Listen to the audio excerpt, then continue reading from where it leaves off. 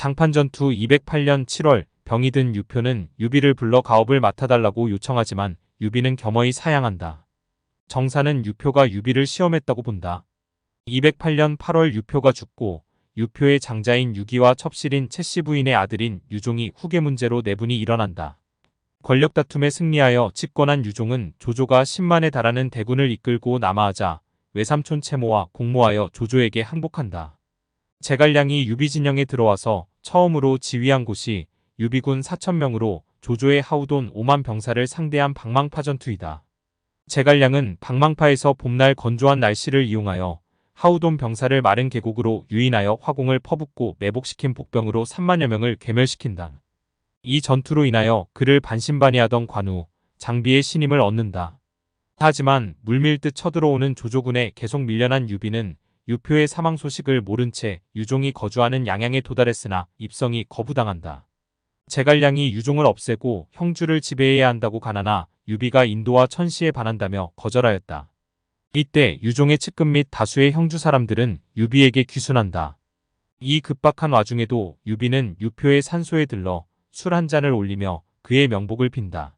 이때 평소 유비를 흠모하던 양양의 백성 10만 명이 그를 따라 나섰다. 208년 9월 조조는 양양에 무혈입성한다. 유비는 제갈량의 진언에 따라 강릉으로 가기로 결정한다. 황충과 위연이 유종에게서 나와 장사태수 한연의 지휘하에 들어간다.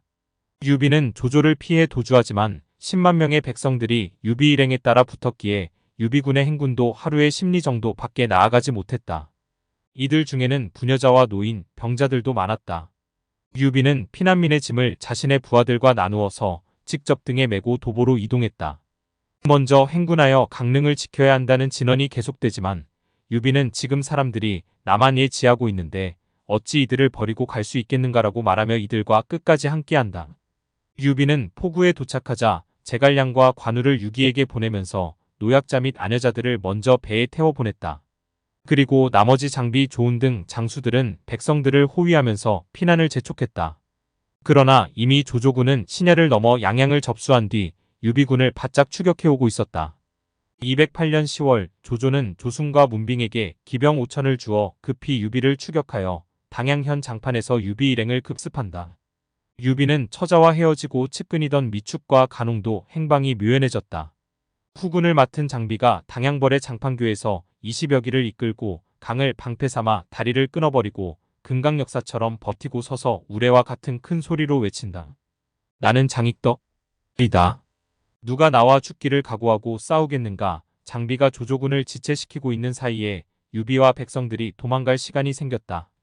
이때 유비는 많은 백성들이 조조군에게 도륙당하자 자신의 책임을 한탄하면서 자살하려 했지만 주위의 만류로 실패했다.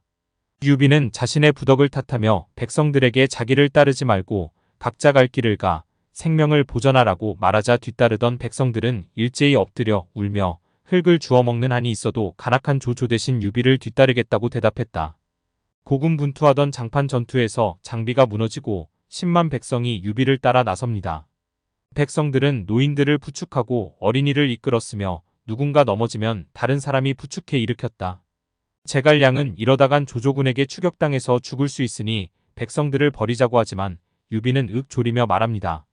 사람은 재난이 닥쳤을 때 가족과 함께 하는데 오늘 나와 함께 간다는 것은 나를 가족으로 생각하는 것이다.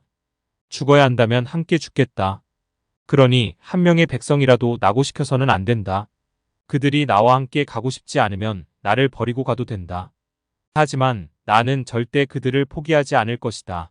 이러한 유비의 인해충이한 성품은 많은 영웅오걸들이 모인 삼국시대의 몸을 의탁해 살아갈 수 있게 하고 더 나아가서는 남들보다 특출난 최대의 미천이었다.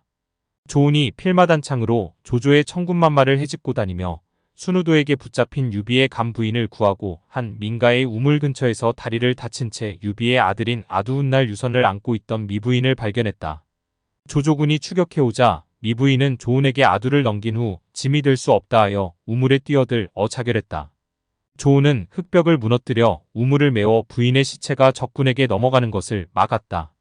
그리고 아두를 자신의 갑옷 흉갑 안쪽에 넣고는 순우도 등 적장을 참한 후 무사히 유비군의 진영으로 돌아왔다. 유비 일행은 장강 연안 한진에서 유표의 장남인 유기의 지원군을 이끌고 마중 나온 관우와 제갈량의 선당과 합류해 간신히 사지에서 벗어나 하구로 피신했다.